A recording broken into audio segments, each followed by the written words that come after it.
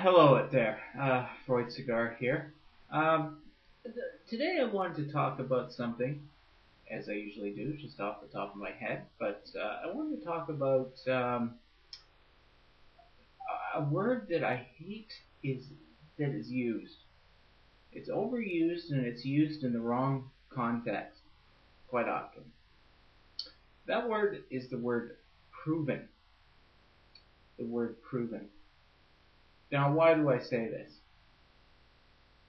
I say this because of the conception of science that most people have.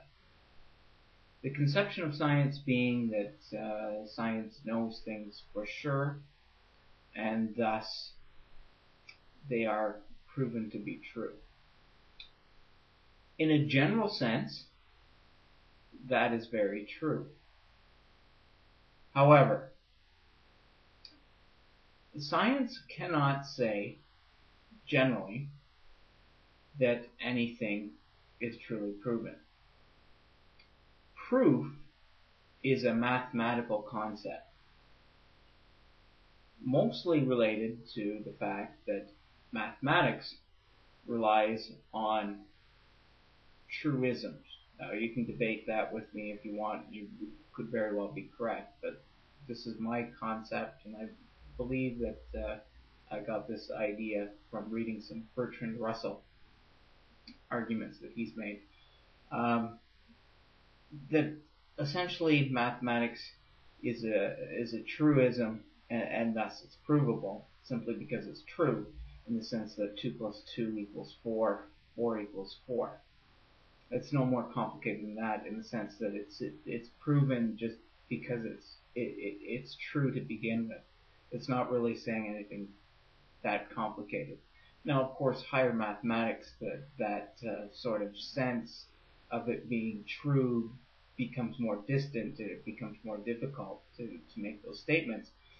But essentially, at its core, that's what it's saying.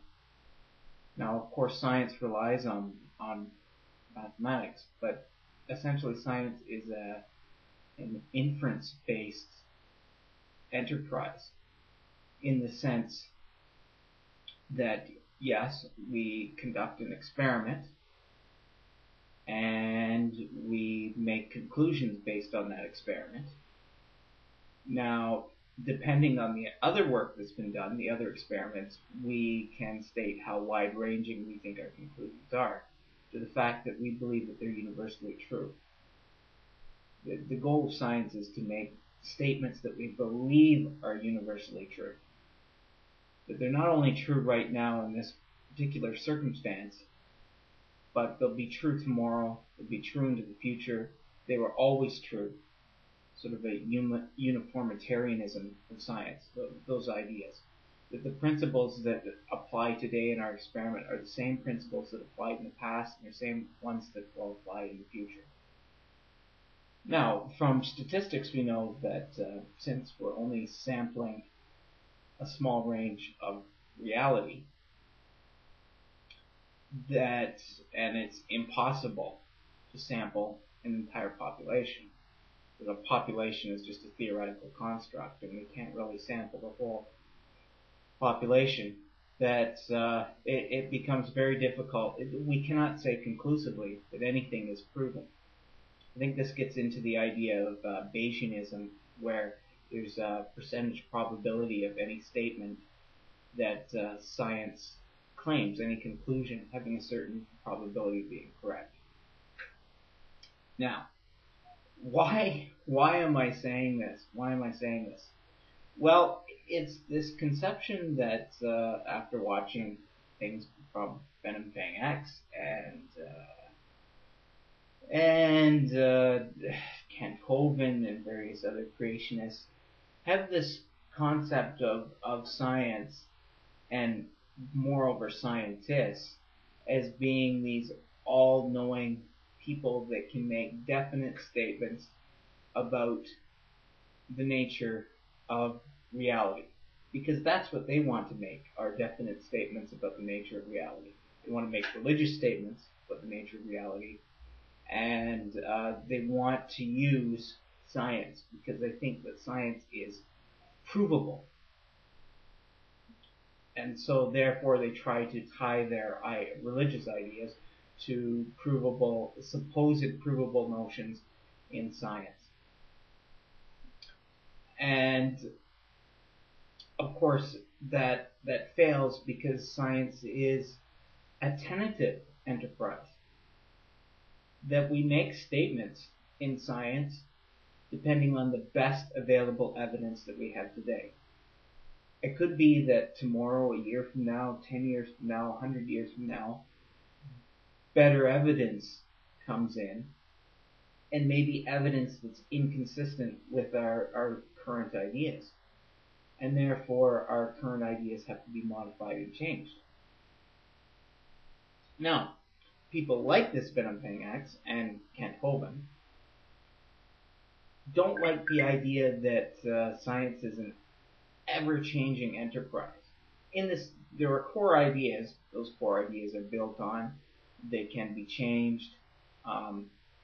Watching some of these videos that Venomfangx put up about concerning Kent Hovind, Age of the Universe, big argument was that, of course, he doesn't believe in radiometric dating, but since science is continually changing the age of the universe, therefore we should not accept it because it's not a laid in stone idea and it obviously isn't proven to be correct. Well, that's just science being a self-correcting enterprise, that nothing is for sure, nothing is proven. We base our conclusions on the best evidence of the time. They're still open to be changed in the future if better evidence comes in, etc. I think what these religious fundamentalists like to think is that they want ideas that are certain, that can be laid down in stone, that will be true from one day to the next. They cannot handle ideas of change. There's a definite psychology to fundamentalism, and there's a good series of videos out there on YouTube about the psychology of fundamentalism.